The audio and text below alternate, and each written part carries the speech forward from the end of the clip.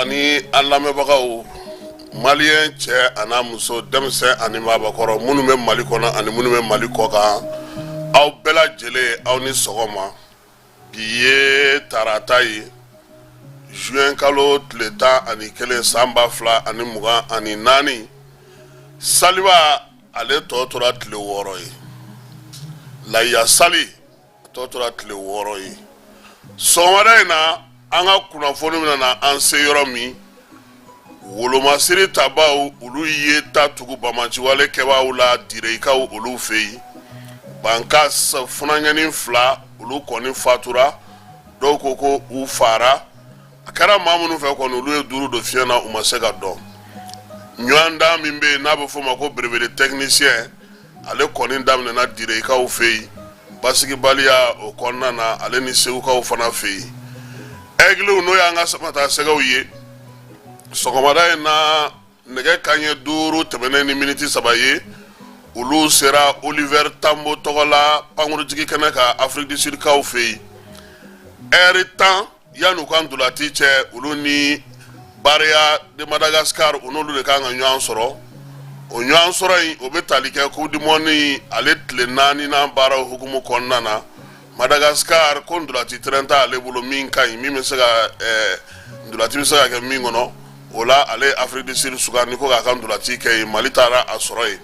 taali in gɛlɛyara a kuma cayara kuma tɛ Egliw yɛrɛ ka ndolati laban min kɛra o ma kɛ nimisi wasa ye kunun ko an k'an bɛ taa ɲɛji cɛ ni Burukina o fana y'i cɛ ka bɔ an kɔrɔ 2 ni fu mi taa na Sierra Leone nana ka na kɛ 2 ni 2 ye maaw bɔra ka Burukina bɛw ni Sierra Leone to ɲɔgɔn na ye cɛw komi Egli tɛ ka ban so ni sɛgɛ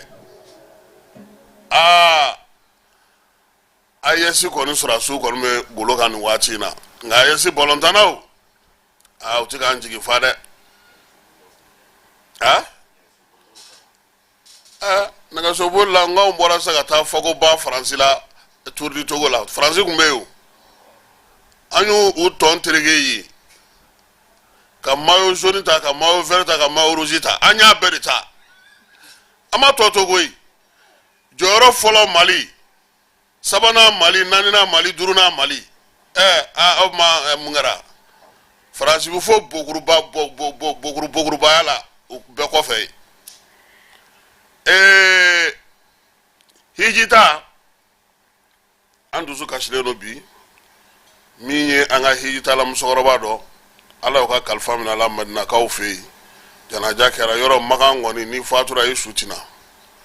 o de la a bɛ fɔ ko ni mɔgɔ min bɛ taa hiji la yafa ɲini i sigiɲɔgɔn bɛɛ fɛ juru fɛn fɛn b'i la a bɛɛ sara maa si ka dɔrɔmɛ 1 juru kana k'i la n'i bɛ taa hiji la parce que i bɛ se ka segin komi i tɛ se ka segin n'i y'i den ka taa juru ta ka taa hiji la yen ka tila ka taa to yen i ma yafa ɲini maa fɛ i ma foyi ayiwa a baraji kɔni na ko filɛ nin ye dɛ an na tila ka Ibrahim Jawara sɔrɔ ale na ɲɛfɔli k'an ye o ko in na sɔgɔmada in na kibaruyaw olu la belebeleba ye nin ye an bɛna na minnu walankata sa aw ye aw bɛ se ka faamuyali sɔrɔ a la cogo min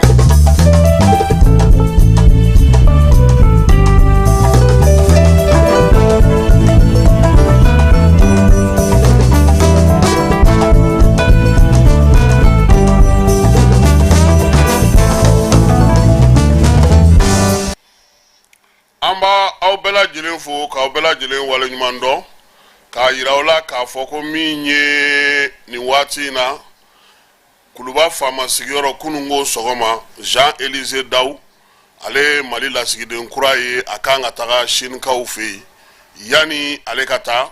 furancɛla fanga ɲɛmaa ye a wele k'a bisimila hakilina ba minnu bɛ Mali bolo bi Mali yɛrɛ b'a fɛ a ka lasigidenw ka baara kɛ cogo min k'o dantigɛ a ye fɛɛrɛ ni dabali minnu tigɛlen don jamana kɔnɔna na yaasa lasigidenw bɛ se cogo min na ka baara minnu kɛ a y'olu bɛɛ lajɛlen ɲɛfɔ a ye min ye Jean-Élisée fana ye a y'a yira k'a fɔ ale bɛ ka taa yɔrɔ min a bɛ taa fɔla maa ma falenba kɔ min ye Djidje Dako ye ale de tun bɛ yen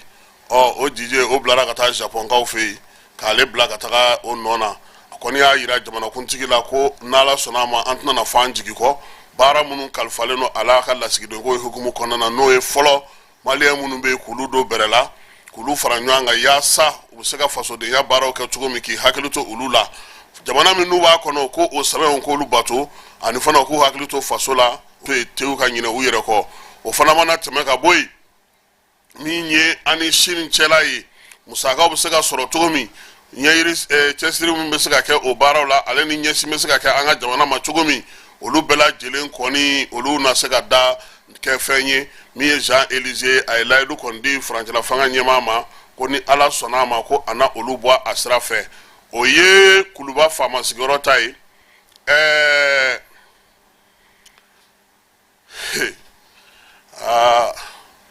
cɛ seli sera dɛ ninnu u kun ye dimi kɛra an na dɛ ayiwa ko cɛ kana dalakan kɛ dɔnkili ye dɛ n'i y'a ye i b'i yɛrɛ lakali kuma bɛɛ i t'i bɔ yɔrɔ de la maa min tɛ a ka fili dɔn o tɛ se ka dilali kɛ wa karamɔgɔ tɛ maa maa la waati o tigi karamɔgɔ ye an tɛ maliyɛnw fo ten keba nin waati laban in na jamanadenw kan ka fo ni muɲu tɛ fila ye kelen k'a daminɛ kabini san 2002 san 12 san fo bi maliyɛnw bɛ muɲu na dɔ kɛra koyi waati dɔw nisɔndiyaw bɛ na an b'a fɔ ko nin ye an bɔtɔ ye dusukasi wɛrɛ bɛna na k'o kɔfɛ min b'an ɲinɛ an bɛna sira surun na san 2020 k'a ta o waati la ka na bi la an filɛ furancɛla fanga kɔnɔna na nin ye furancɛla fanga min kɔnɔ anw kɔni y'a fɔ maaw ye n'aw ye fɛn fɛn ye don min o bɛɛ de bɛ a la ɲɛmaaw ye kuntilenna min ta a ma nɔgɔn o don ko dɔrɔn bɛ k'a fɔ mɔgɔw ɲɛna ngo n'i y'a ye a bɛ k'a fɔ ko kurantigɛ ka jugu fɛn wɛrɛw bɛna kurantigɛ kɔfɛ keba min ka jugu o bɛɛ ye n'i k'i bɛ k'i yɛrɛ ye i b'i yɛrɛ ta i tun bɛ minnu bolo i ma maa sɔrɔ fɔlɔ min bɛ bila o nɔ na sɔrɔ ta sira fɛ kalan ta sira fɛ dɛmɛ ta sira fɛ yɛrɛ ta sira fɛ ni maaw ma muɲu ka sabali i kɔrɔ i ka laɲini tɛ sabati dɛ o de la sɔgɔmada in na an k'an bɛ maliyɛnw fo keba transition daminɛ ni sisan cɛ maliyɛnw ta kɛlen n'a ɲagama ye embargo gɛlɛya maliyɛnw gɛrɛfu mana kɛ maliyɛnw tɔɔrɔ mana kɛ maliyɛnw maaw yɛrɛ dama bɛ ɲɔgɔn na a kɔlɔlɔ ye maliyɛnw ta ye degun fɛn o fɛn bɛ nin waati in na o de la an bɛ k'a ɲini ɲɛmaaw fɛ u ye sira mun ta u k'u jija jamanadenw bɛ se ka lafiya a la cogo min na keba mɔgɔ tɛ se ka maliyɛn bɛɛ jɔ ka wari d'a bɛɛ ma dɛ nka an bɛ taa furakɛ yɔrɔ min ni fura ye 100 ye n'a fɔra ko n'i nana k'i ta ye 50 ye o bɛ fo i la furakɛli ta na sira fɛ ani fura sɔrɔli ta na sira fɛ o ye sɔn nɔgɔya ye kiiri so musaka min bɛ bɔ a ka lajɛ dɔ ka bɔ o la maaw mana taa kiiri fana na u ni nisɔndiya ka se ka bɔ hali n'o y'a sɔrɔ se tɛ u ye min ye baarako ye u ka ɲini ka di denmisɛnninw ma keba n'i ko ko e nana furancɛla fanga de la n'a bɛ ɲini ka na kɛ fanga ye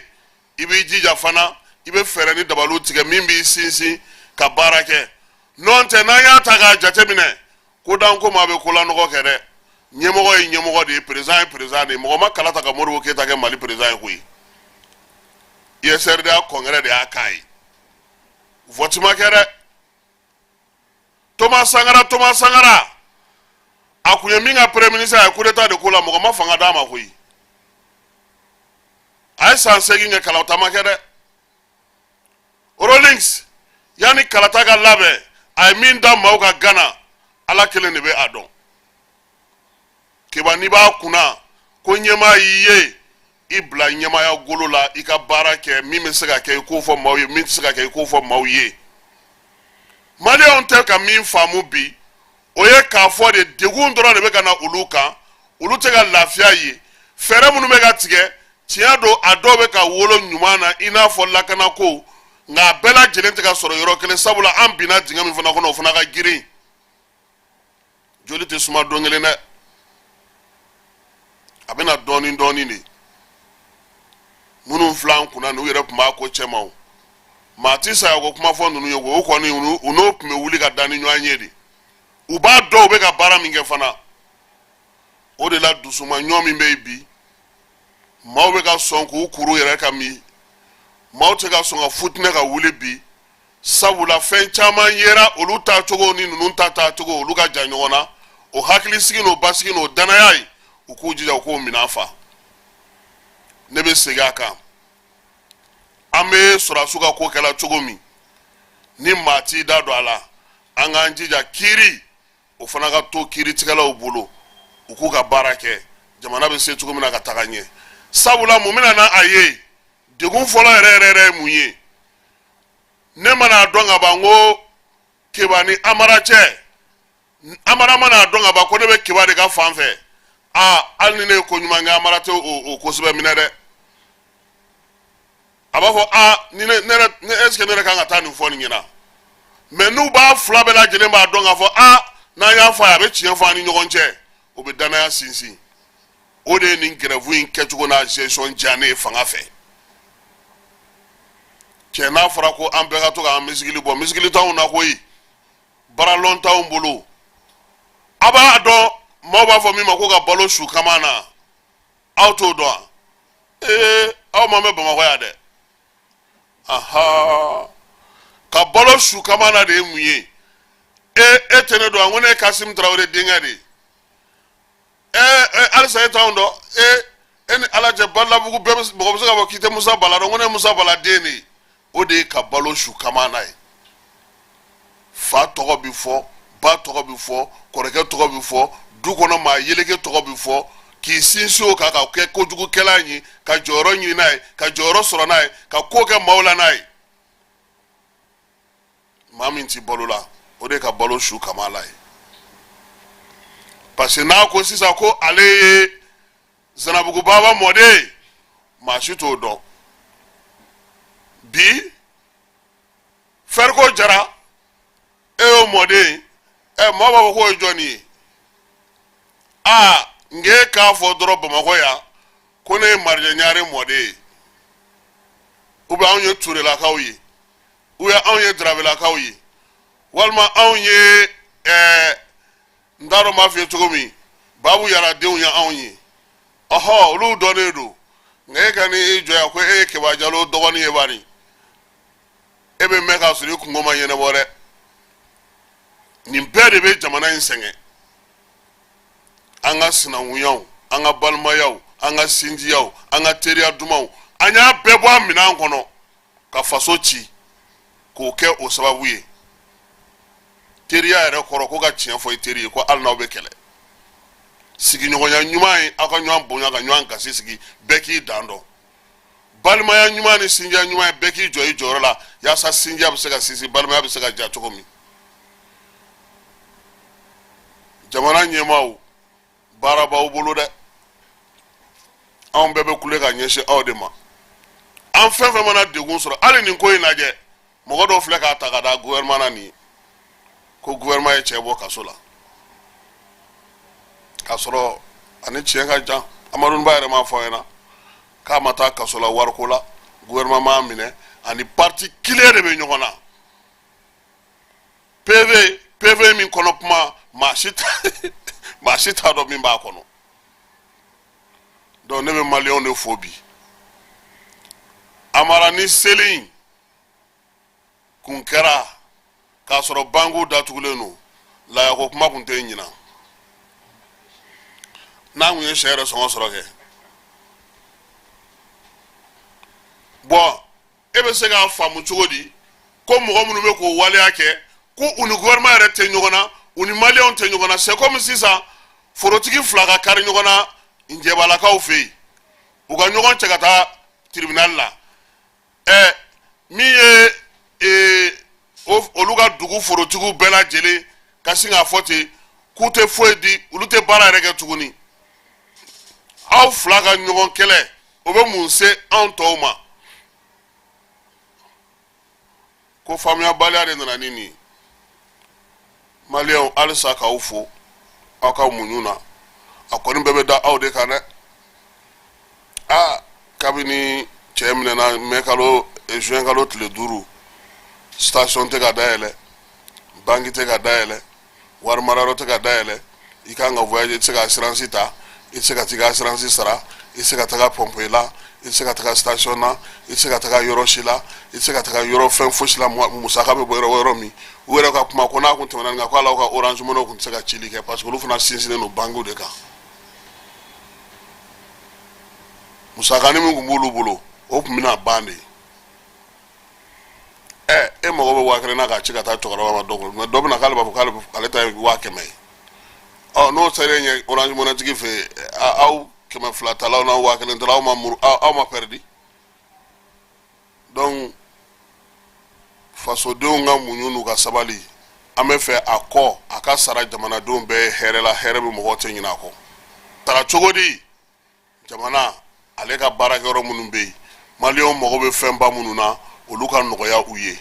olu ka lafiya sɔrɔ o la u ka nisɔndiya sɔrɔ o la u k'a dɔn k'a fɔ ko jamana ɲɛmɔgɔw ɲɛ jɔlen don u la u bɛ se ka u dɛmɛ ni min ye u bɛ ka se ka o kɛ o la a bɛ fo maa caman na mɔgɔ wɛrɛ b'a faamuya k'a dɔn k'a fɔ ko min bɛ sen na n'an bɔra yen Keba i ka cɛ a fana ye dɔ fɔ balontan ko kan dɛ n'Ala sɔnna a ma an n'a kumakan tɛmɛ Kawu Jim Suro a fana ye dɔ fɔ balontan ko in na nka yan'o cɛ an bɛna n'an ka kunnafoniw ye Mali wolomasiri tabaw min ye armée ye ale ye wulikajɔ belebeleba kɛ dirikaw fɛ yen bamaciwale dɔw kun taara k'u bɛ taa bi olu kan min ye sɔrɔdasi ninnu kɔni u y'u jɔ o jɔyɔrɔ la ka maa ninnu nɛgɛ kanɲɛ 4 waati kɔni u y'u bɛɛ lajɛlen bɔnɛ u ni na minnu ma se ka sɔrɔ olu y'u ka moto bila ka taa sɔrɔdasiw sera k'u bolo da moto segin an'u ka minɛnw min ye waleya in kɔni ye a kɛra dire min kɔnɔna na direkaw yɛrɛ ko k'olu yɛrɛ siɲɛ fɔlɔ ye nin ye ka terroriste ye ka moto bila k'i senfa sabula tellement kisɛ tun bɛ ka ɲɛsin u ma cogo min u yɛrɛ y'a dɔn k'a fɔ ko n'u tora nin na wa ni maa kelen ninnu olu de fana tun ye binkaliw ta ka ɲɛsin dire baki min n'u nana ka n'a tiɲɛ u y'a ye k'a fɔ ko halisa maaw bɛ ka baara ni fɛn minnu kɛ u tun bɛ fɛ ka n'a tɔ bɛɛ lajɛlen walankata ka taa a minɛnw bɔ a la nka k'u y'u dogo yɔrɔ minnu na a ɲininen don o dugudenw fɛ u k'u kofɔ sabula ko u dogolen don dugu dɔw kɔnɔna na ale ni buguda dɔw la ko u bɛ maa minnu ka mara minnu ka yɔrɔ kɔnɔna na k'u k'a lajɛ n'o y'a sɔrɔ u bɛ se ka o fɔ cogo min na yaasa armée ale ka baara min bɛ sen na o bɛ se ka to sen na cogo min na basigi ni lafiya o kana direkaw bɛɛ lajɛlen ka laɲini o min ye o bɛ se ka na cogo min dɔgɔnɔw fɛ yen min ye Dana Amasagu ye ale ye bamaciwale kɛbaa maa bunga bɔnɛ u ni na moto 12 ko min ale ni kɛlɛkɛminɛnw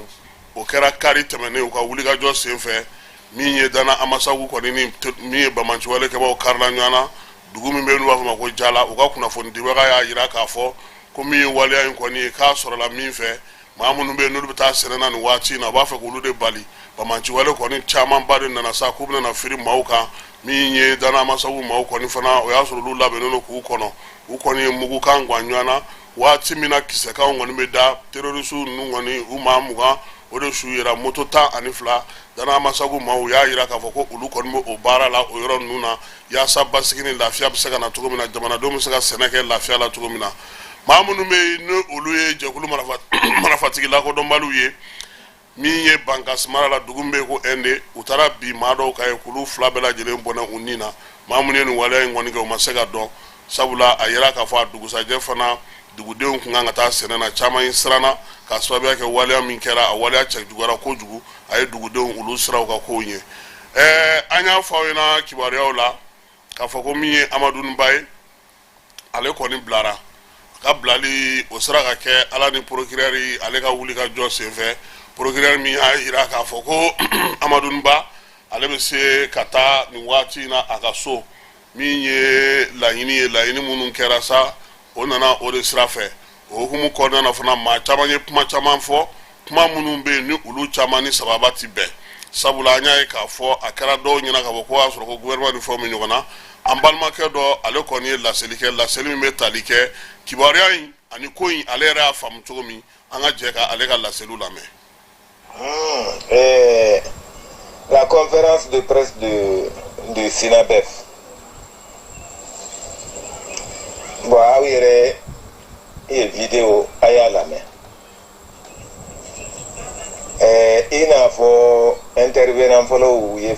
faranfasiya di cogo min Amadu Ba minali c'est suite à la plainte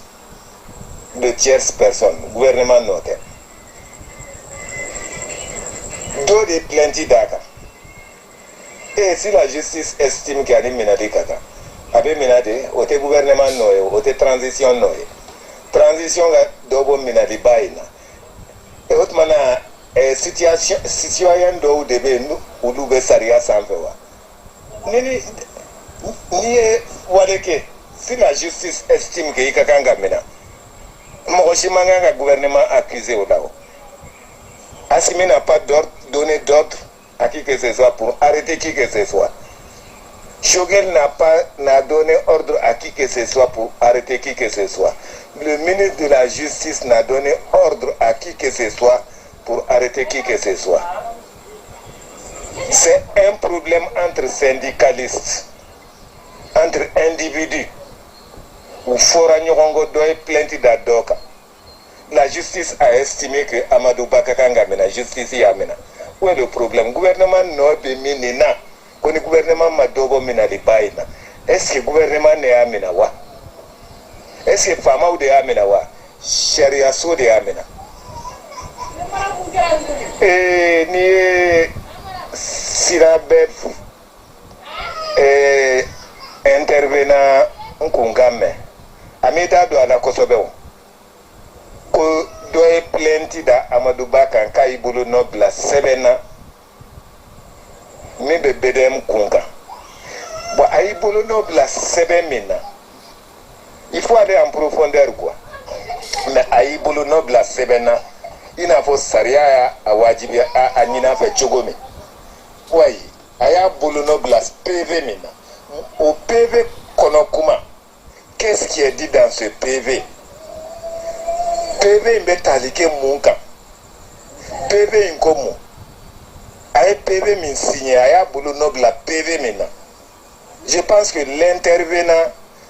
doit apporter des clarifications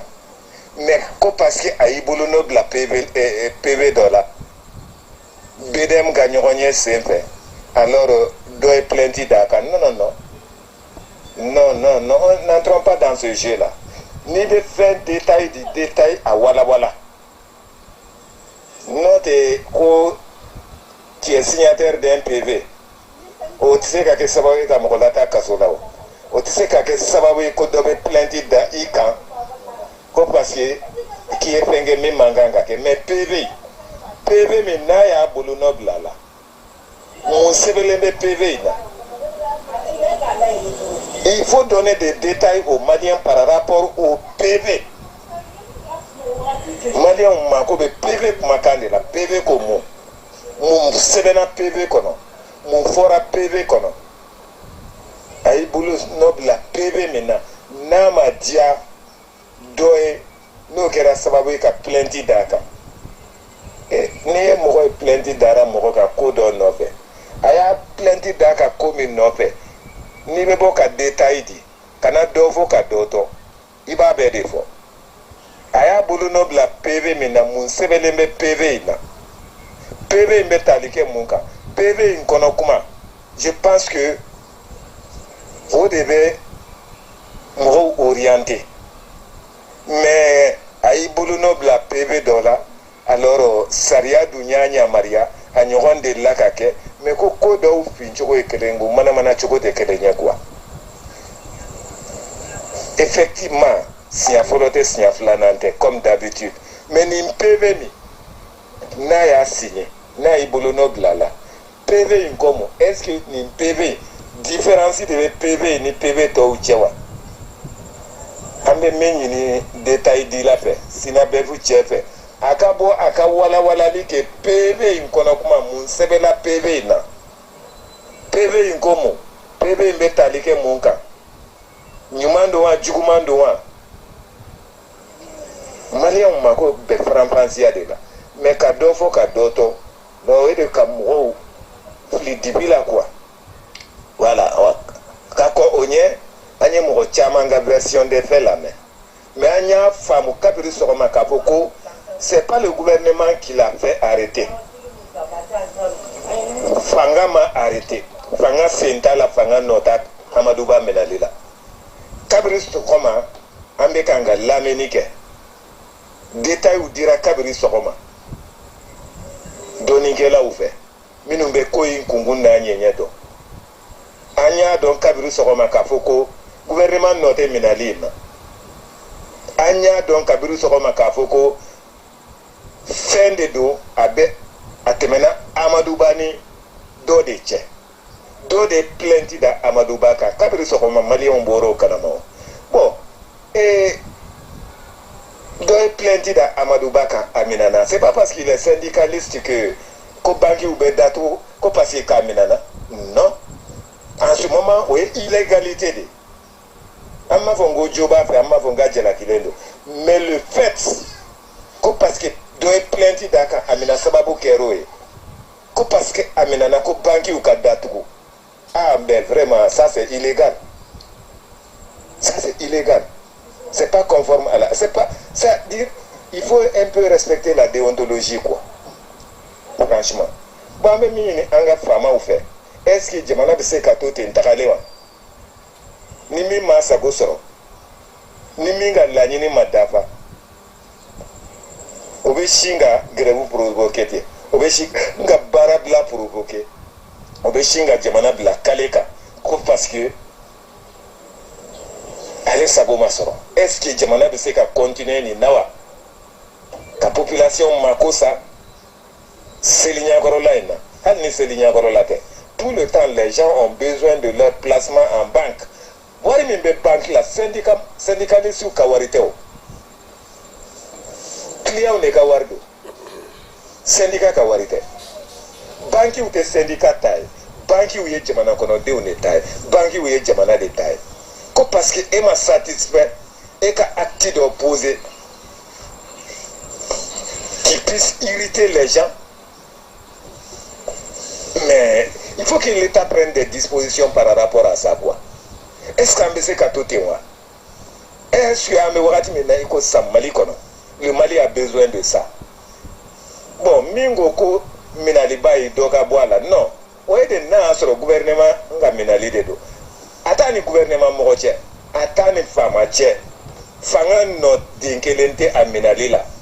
c'est un problème entre personnes c'est un problème entre personnes problème min don a bɛ mɔgɔ fila de cɛ u fɔra ɲɔgɔn kɔ u bilara ɲɔgɔn na dɔ ye plainte da dɔ kan o tigi mana minɛ o kɔrɔ de bɛ kɛ ko fanga ka dɔ bɔ minɛli la wa est ce que fanga de nɔ ye nin ye wa an ka tiɲɛ fɔ ɲɔgɔn ye sa voilà merci. ayiwa Keba n y'a dɔn nin ye maa caman kɔnɔ kuma fɔ dɛ an bɛ bɔ yen an bɛ taa san laban ɲɔgɔndanw n'a bɛ f'o ma ko belebele technicien o première ni a fɔlɔ ni a filanan olu ɲɔgɔndanw daminɛna kunun kɔnɔ min ye ministre Dr Amadou Sisawane Gabonais ale tun taara o ko kɛnɛ kan ministre de l'éducation Bamako ya ale yɔrɔ caman don a senkɔrɔ min ye direkaw fɛ yen ye baara in kɔni daminɛna wolomasiri tabaw olu bɛ ka maaw la kɔlɔsi fan bɛɛ lajɛlen fɛ sɔgɔmada joona fɛ sa ɲɔgɔn dan yɛrɛ bɛ maa 67 n'o ye BT1 ye maa 33 o ye BT2 ye wolomasiri tabaw olu ni ekɔliden sumaw ni ekɔliden minnu bɛ yen n'olu bɛ ɲɔgɔn dan in na olu kɔni ye ɲɔgɔn sɔrɔ direkaw fɛ yen min ye ale belebele technicien kelen ye a bɛ ka kɛ segukaw fana fɛ yen maa ba saba ani 600 ni 48 olu de bɛ ɲɔgɔn dan na npogotigini ye 1000 ni 820 ni 20 ye olu kɔni ye ɲɔgɔn dan in daminɛ segukaw olu fɛ yen Segu yɛrɛmara kafo ɲɛmaa ni Segu gouverneur n'a tɔw bɛɛ lajɛlen ka taa fara académie ɲɛmaaw kan olu ye munumunu salo kɛ ɲɔgɔn dan yɔrɔ 9 min bɛ Segu kɔnɔna na ka t'u ɲɛda ka baara ninnu olu bɛ ka se ka kɛ ka cɛ cogo min na ka ɲɛ bɛɛ lajɛlen bɛ se ka nimisi wasa sɔrɔ a la cogo min na sankaw fɛ yen min ye ekɔliden minan ye o dira sankaw fɛ yen muso 2 ma min ye san yɛrɛ commune kɔnɔna na ye u y'a jira k'a fɔ ko waleya in kɔni kɛkun ye sa min ye kiti photovoltaïque anw mago b'o la dɛ ale de tɛ pano ya k'o b'a la o ye nin di ninnu ma k'anw don k'a kɛkun ye muso minnu filɛ nin ye n'olu bɛ ka baara kɛ bolomayɛlɛma baara k'u yɛrɛ ye ani npogotigini minnu bɛ yen u ka se ka kuran sɔrɔ u yɛrɛ ye yaasa ka se ka basigi ni lafiya baaraw kɛ baɲumankɛ min bɛ yen n'o tɔgɔ ye ko ELP n'o ye k'i dɛmɛ ye ko o de ye nin waleya in sigi sen kan GIZ ale ka yamaruya kɔnɔna na waleya in k'a kɔni jara maa caman ye sabula nin minɛn mun filɛ nin ye nin ɲɔgɔnna kan ka ɲini ka di bɛɛ lajɛlen ma an y'a yira o la k'a fɔ ko min ye an ka samata sɛgɛw ye olu bɔra yan kunungo k'u kunda Afrique du Sud kan min ye surɔ ye nɛgɛ kanɲɛ 21 pankuru taara jigin n'u ye Addis Abeba kaw fɛ a bɛ fɔ min ma ko escale u y'o kɛ yen sɔgɔmada in na nɛgɛ kanɲɛ 5 tɛmɛnen ni miniti 3 ye u sera Johannesburg kaw fɛ yen olu ka pankuru jigi kɛnɛ min tɔgɔ dalen don Oliver Tambo la u jiginna ye ka sɔrɔ ka taa u ka hôtel la u se waati ye an'u ka ndolati waati ni ɲɔgɔn cɛ sa kɔni heure 10 de b'u ni ɲɔgɔn cɛ sabula ndolati bɛ kɛ yen nɛgɛ kanɲɛ 13 o bɛ bɛn Bamako ale nɛgɛ kanɲɛ 15 ma n'o ye 15 heures ye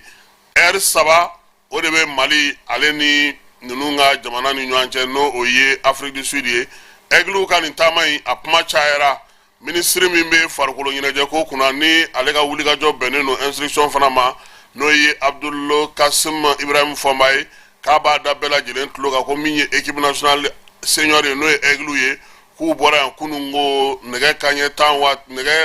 11 waati Ethiopian Airlines ale ka pankuruna k'i kunna Johannesburg kan baara in k'a bɛ tali kɛ Mali ale ni Madagascar n'o ye baarayaw ye olu kan ka ɲɔgɔn sɔrɔ Coupe du Monde o tako 4nan tile 4nan hukumu kɔnɔna na Madagascar kaw ko olu ye yen ta ko ka t'u ka ndolati ka Afrique du Sud kaw fɛ sabula ndolati terrain tɛ olu bolo ministre so min bɛ farikolo ɲɛnajɛ ko kunna sa ko ale kɔni tun ye fɛɛrɛ bɛɛ tigɛ pankuru kɛrɛnkɛrɛnnen o tun bɛ se ka sɔrɔ Aigle ye cogo min na k'u ta ka taa n'u ye directement Afrique du Sud kaw fɛ yen ko nka ko problème dɔ nana ye a la min ye u tun ye pankuru singa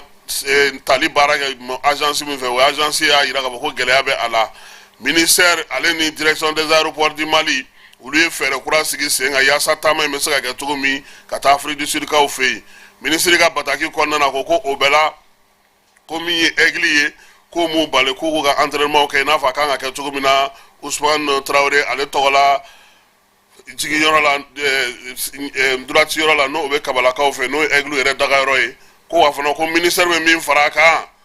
kɛbaaw ma nin fɔ an ye dɛ ko joueurs encadrement k'u ka juru fɛn fɛn bɛ ministère la k'a bɛɛ sarala ko yan'u ni Ghana ka match cɛ u ka dɔrɔmɛ kelen o sɔgɔlen k'a tɛ yen tuguni k'a bɛɛ sarala ministre ko waleya min kɛra ko ka kɛ n'o ye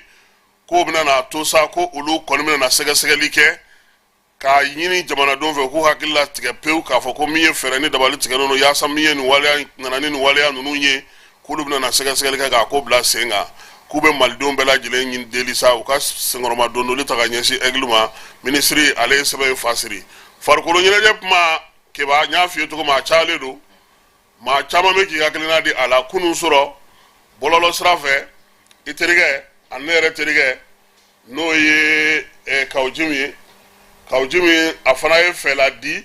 baara min bɛ sen na bi hakilina min bɛ ale yɛrɛ la ani a ye ko in faamu cogo min i b'a dɔn k'a fɔ ko bɔlɔntan in kuma cayalen don jamana in kɔnɔna na Keba nka Kawo Jim ye min fɔ an ka jɛ k'o fana lamɛn ale fana hakilina ye nin de ye a ko la a y'a faamu cogo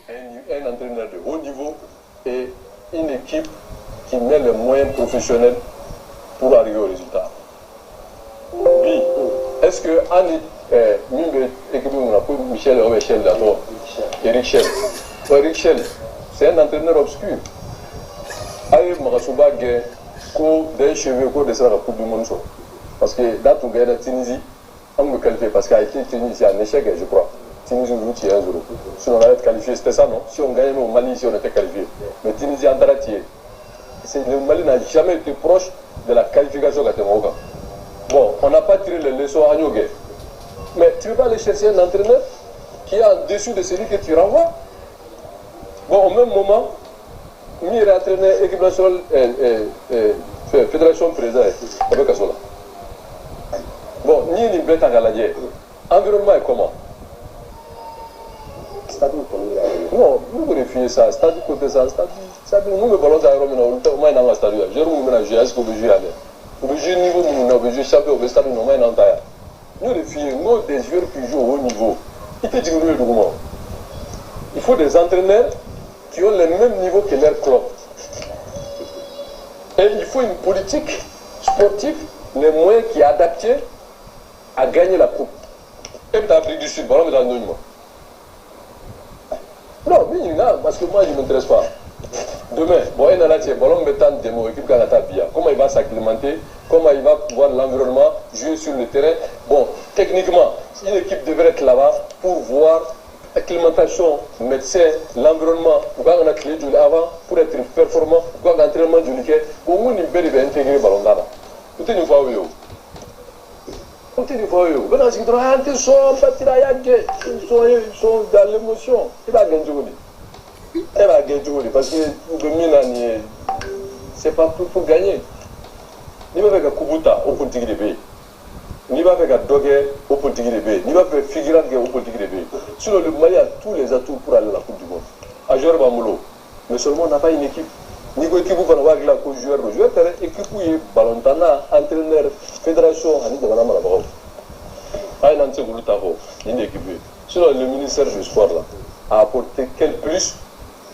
à l'équipe nationale depuis avant. Alors que Mali va dire que nous avons joué au niveau sur le cabinet Mali qui est Mali, qui a sans fly. Mais pourtant, pas de résultat. Donc pour moi, pendant longtemps, tu regardes Doménique à fort parce que moi, avec la compte fin là, et puis vraiment, je ne parle pas de ça. Mais tu as même Mangana, Espérouye, Kafma, entraîneur Doya, entraîneur Maya, entraîneur de l'équipe de thé. L'équipe où on a entraîneur de le joueur, l'équipe, les dirigeants, la fédération et les décideurs. Ayiwa Keba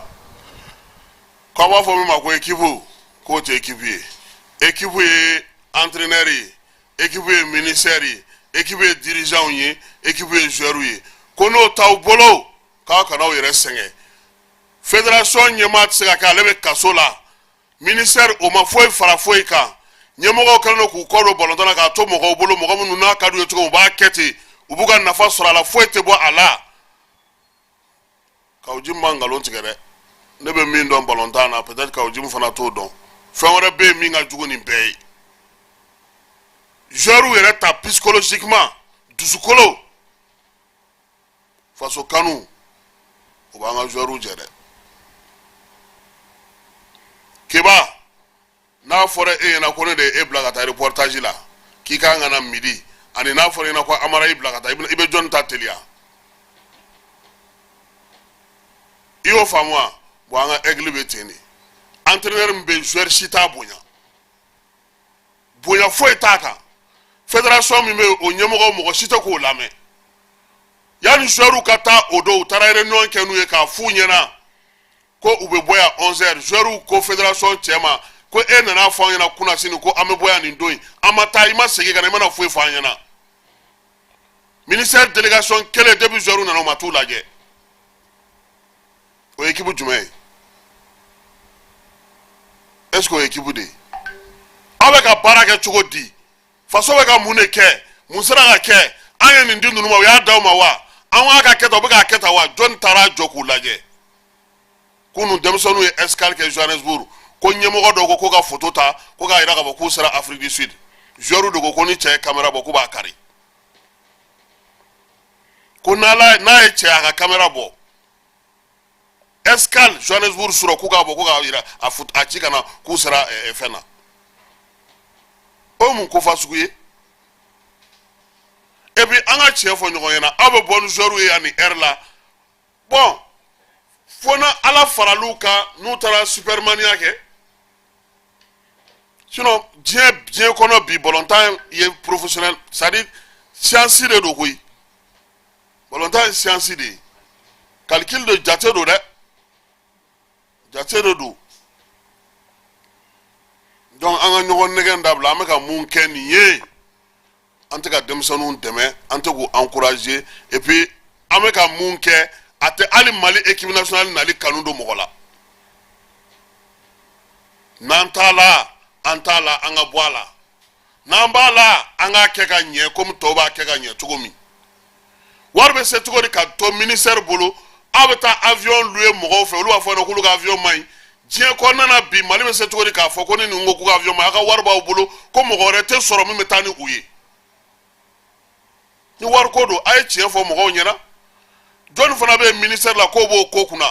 n'o o ye nin surusala ta f'o fana ka ɲini et puis ministère kana fɔ dɔrɔn ko a ye papier kɛ o t'a bannen il faut k'a ka sɛgɛsɛgɛ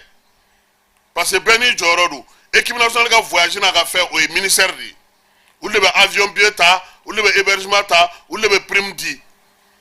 donc ni a ma ɲɛ o ye olu de ye a ye wari di jɔnni ma k'a ka avion affrété ni o avion techniquement o ma ɲɛ o agence munna o ma se ka avion wɛrɛ ɲini au moins tile kelen joueur ka se ka yanni ballontan cɛ aw bɛ se bi 5 heures du matin aw bɛ jouer 13 heures aw bɛ jouer sen jumɛn kan a bɛɛ ye joueur professionnel n'i k'i bɛ nin kuma ninnu de fɔ u b'a fɔ ko i k'i sen bɔ a la i k'a kɛ tan mais jamana tɛ se ka jɔ nkalon ni namara kan sa ni mɔgɔ min nana bila n'o de fɔ aw ɲɛna mɔgɔ min bɛ bila baara min na a ɲini i k'a kɛ ka ɲɛ hali ni e tɛ yen don min na k'a fɔ ko karisa tun bɛ yen Alpha bɛ balo la Pinochet bɛ balo la Maliyɛnw tulo bɛ an na kan 2002 nana kɛ ko a tɛ taa ɲɛ a tɛ segin kɔ Alpha ye Pinochet ta k'a kɛ ministre des sports ye cɛ o cɛ y'a sɔsɔ a ye bere jigin a bɛɛ kan fédération o Magangila min tun ye Kogani ɲɛmɔgɔ ye o CAF mɔgɔ o bɛɛ b'a ta Pinochet ka dabada ma a y'a fɔ fédération président he i sigiyɔrɔ kelen fanga min b'i la an de y'a d'i ma Mali de y'a d'i ma i ka baara kɛ délégation de pouvoir ka football gérer Mali de gouvernement y'a d'i ma n'i tɛ se bi bɛɛ an b'a minɛ an b'an ka kan organiser a fɔ Kogani mɔgɔw ɲɛna aw bɛ yan faso de taara Mali jamana Mali o de tɔgɔ bɛ kan ɲinini na n'a tɛ se ka baara kɛ a y'a fɔ an ɲɛna a ye tour kɛ ka taa stade bɛɛ lajɛ stade 4 de tun bɛ construction na a bɛɛ tun baara jɔlen don sira la 26 mars ma se ka jɔ parce que o y'a kɛ surusala ye Segu ballontan kɛnɛ tun bɛ yen Kayi a tun bɛ yen Moti ani Sikaso a terrain na e bɛ yɔrɔ min i bɛ yɔrɔ min na i bɛ min na i k'a dɔn i ni mɔgɔ sugu minnu bɛ ɲɔgɔn na u mɔgɔw bɛ sɔn mun ma u bali ko jumɛn tɛ yen i yɛrɛ ka ministériso kɔnɔna na i k'a dɔn k'a fɔ i ni mɔgɔ min bɛ baara la mɔgɔ sugu jumɛnw don u bɛ sɔn mun ma u tɛ sɔn mun ma secrétaire général conseil ni fɛnw minnu bɛ bila i ka ciw la i k'u dɔn i k'i ka environnement maîtriser mais n'i taara mɔgɔ ta ka bɔ yɔrɔ la ka na suru fɛn kan a bɛ gɛlɛya mɔgɔ hakili bɛ mun na o tɛ sɔrɔ Kawuji bɔra ka min fɔ o de don ballontan tɛ ballontanna ninnu dɔrɔn ye koyi ballontan fɛn caman de bɛ fara ɲɔgɔn kan pour que ballontan jaabi di préparateur physique b'a la cogo min gardien entraîneur b'a la cogo min kinew b'a la cogo min na mɔgɔ dɔw spécialisé don mɔgɔ woro ni fɛnw na cogo min na dɔw ta ye jeunes ye cogo min min ye jamana yɛrɛ ballontan yɛrɛ bɛ sigi ten de ministère ka jɔyɔrɔ f'a ka jɔyɔrɔ fa fédération jɔyɔrɔ fédération ka jɔyɔrɔ fa ɲɛmɔgɔ minnu bɛ yen n'olu bɛ fɛn na joueurs yɛrɛ fana o fana k'u jɔyɔrɔ fa mais anw ka nin système bɛɛ la et puis a ye kuma kelen fɔ o ye tiɲɛ yɛrɛ n'aw ma ɲɛ k'aw ye Magasuba de gɛn a tɛ se ka na ni Eric Seyusel fana ye o niveau t'ale kelen ye a b'a sigi k'a kalan fo san 5 ballontan na Magasuba ye instructeur FIFA de ye bi a bɛ k'o de baara kɛ aw tɛ se k'o bɔ yen ka na ni mɔgɔ ye mɔgɔ min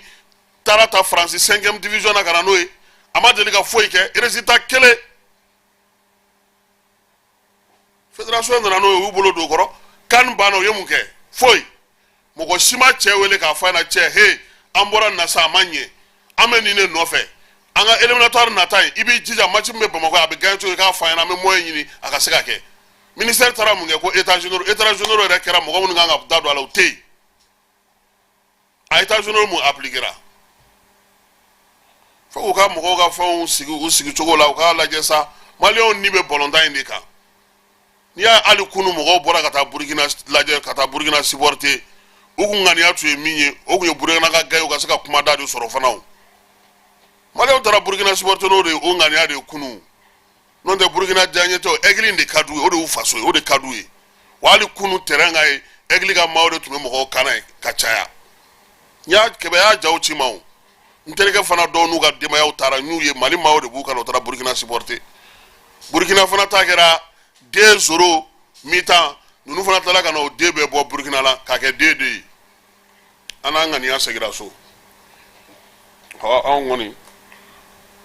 anw bɛ maaw supporter dɛ n bɛ maaw supporter sisan an bɛ taa Magankaw fɛ yen bi man di kosɛbɛ ka sababuya kɛ an ka hejiden kelen Ala y'o ka kalifa minɛ a la Maninakaw fɛ yen waleya in nana cogo min Ibrahim Jawara ale bɛ Magan an ka jɛ k'ale ka laseli lamɛn a ye min sɔrɔ a ko kan